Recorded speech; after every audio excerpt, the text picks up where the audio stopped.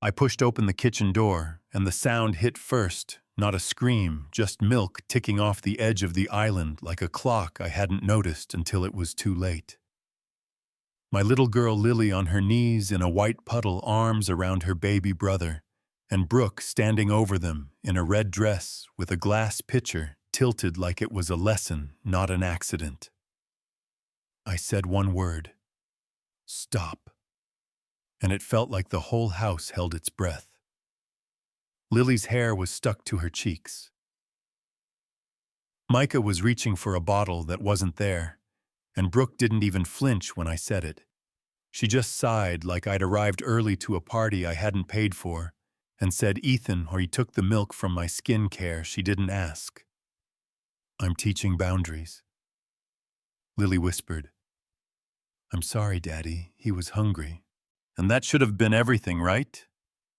But grief makes you slow, makes you pick the version that hurts less. And I handed my girl a towel and tried to talk like we were reasonable people having a reasonable problem. My first wife, Harper, had died 10 months earlier when Micah was born. I married fast because silence in a nice house is still silence, you know what I mean.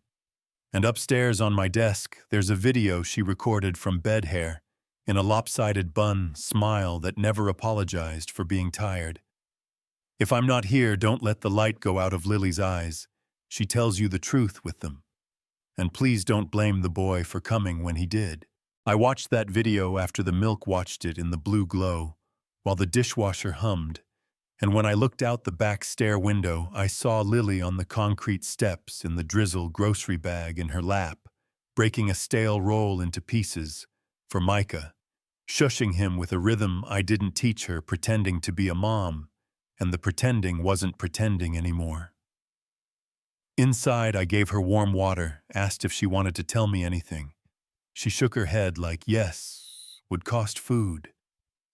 Brooke glided in dewy and calm and said it was late, we could talk tomorrow. Then leaned to Lily's ear while staring right at me and murmured, "If you talk out of turn, the baby won't get milk in the morning."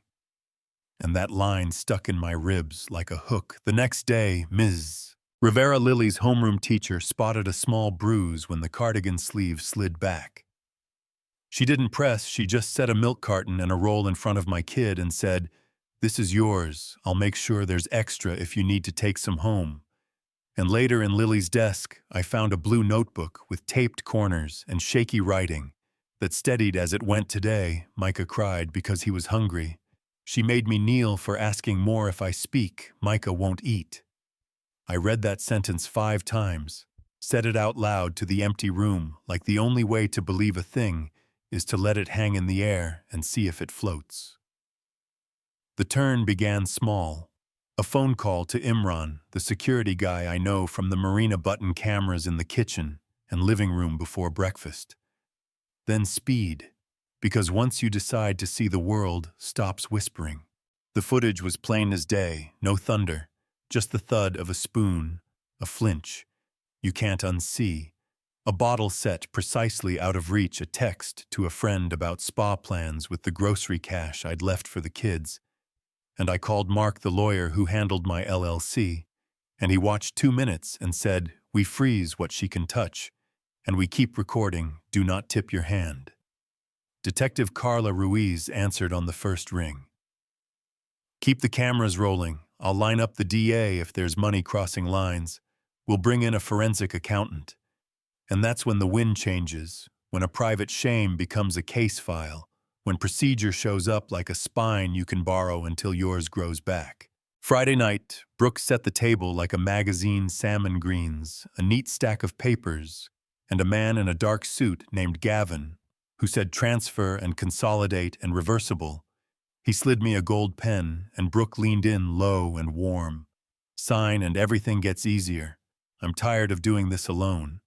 And I let the scene play out, because sometimes survival looks like play acting until the truth walks in on cue. I went to the office, picked up a little remote, came back and pressed play. And you know how movies give you strings when the reveal hits. Life doesn't, it gives you tile and soft shoes, and the click of a bottle cap, and a slap you can't explain away. And Brooke went from charm to porcelain white to a red so bright it looked painted on you. Set me up, this is edited. And Gavin tried to fold himself over the moment with home surveillance lacks context. Then the doorbell, and Detective Ruiz stepped in with 2 officers and a warrant, like it was a scalpel. Ma'am, you're being detained pending investigation of child endangerment and fraud. Please put the pen down, and the accountant from the hall tried to pivot, and the forensic said, we have the transfers, and in the middle of all that noise I crossed the room and lifted my son. Really lifted him, not like a man afraid of breakage, but like a father. And he let out one surprised cry and then settled against my shoulder, and I said, I'm sorry, buddy, I let you hurt too long. Yeah, that happened. After that, it wasn't fireworks. It was night feeds and thermometers and the Swedish ER under lights that make even panic look cinematic. It was me saying jacket and shoes at 2 a.m., and Lily leaning her head on my shoulder for the first time since Harper died. It was Ms. Rivera at our door with storybooks and Mrs. Chen leaving kanji without knocking. It was Mark filing, and Carla emailing updates that didn't feel like revenge. They felt like bricks going back where frost had heaved them out. And one night I made hot cocoa, the way Harper did. Cinnamon in the milk, and Lily breathed it in and said, Mom used to do that. Then stopped at the edge because you don't talk across certain gaps until you're sure the ground holds. Somewhere in that quiet, the idea unclenched. A room where kids like mine don't have to earn milk, where a teacher can steer a scared child after school, and it's not charity. It's normal, a kitchen, a counseling corner, homework tables. Nothing pretty for pictures, something that runs. And I called Talia a program lead, who knows how to organize chaos, I said. I don't want perfect. I want safe, and she said. Then we start with a list and a lock and a calendar and volunteers who show up, and Imran mounted a whiteboard. Ms. Rivera brought crayons. Mrs. Chen claimed 1 Wednesday a month to teach dumplings, because hands that fold dough remember love, even when the mouth forgets the words, and Lily painted big letters on a wall, family is where no one is left behind. Opening day felt like launching a boat you rebuilt with your own hands. 100 small checks, and then suddenly it floats. Kids came in wet from the rain, left shoes on the mat, followed the smell of soup like a compass, and Micah stood wobbling with 2 hands on a chair, and I crouched and said, Come on, little man, and he took 1 step, then another, then crashed into my chest, like that's what every road had been training him for. People clapped, and the Christmas lights we'd strung early reflected in Lily's eyes, and they were bright again. The legal part wrapped like you'd expect. Brooke pled to endangerment and fraud, limited time probation, barred from contact. The DA asked if I wanted to make a statement, and I handed over a flyer for the North Star room, because we're busy building something, and that's the only statement that matters to me, you know what I mean. Do I believe in revenge? No, I believe in doors that lock, and adults who sit on floors at 3 a.m., in teachers who notice a bruise and say the right thing, soft in neighbors who bring soup without a lecture, in detectives who don't perform, and lawyers who write the letters that make the money stop flowing where it shouldn't. In second acts for people who lost their first to grief or fear, or the deadly quiet that calls cruelty discipline, and in kids who tell the truth with their eyes, because nobody taught them how to lie yet. We still have nights when the old noises wake the house. Lily still checks the fridge before bed. Not because she doubts me, because habit is a muscle. The back wall of the North Star room sprung a leak, and I spent Saturday on a ladder swearing, while Talia reminded me kids have ears, and Ms. Rivera tried not to laugh.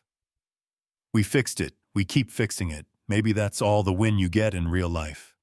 Not confetti, just a dry room when it rains. So here's where I hand you the mic. Taking food as discipline ever a defense or always abuse? How much does grief excuse, and where does responsibility start again?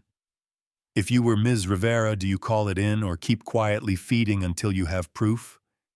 If you were me, where would you have drawn the line sooner?